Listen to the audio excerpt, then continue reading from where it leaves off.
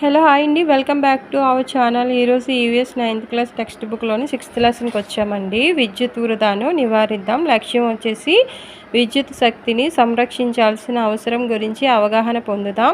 విద్యుత్ శక్తిని విచక్షణారహితంగా ఉపయోగించకూడదనే స్పృహ కలిగి ఉందాం.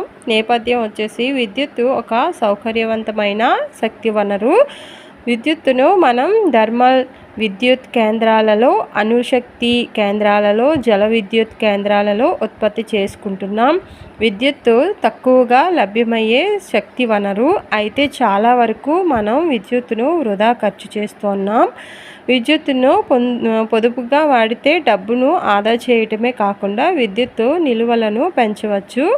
సరి అయిన ప్రణాళిక అవగాహనతో మనం పాఠశాలల్లో, గృహాలలో విద్యుత్తును పొదుపుగా వాడుకునేలా చూసుకోవచ్చు. పద్ధతి వచ్చేసి ఫస్ట్ పాయింట్ అండి, పాఠశాల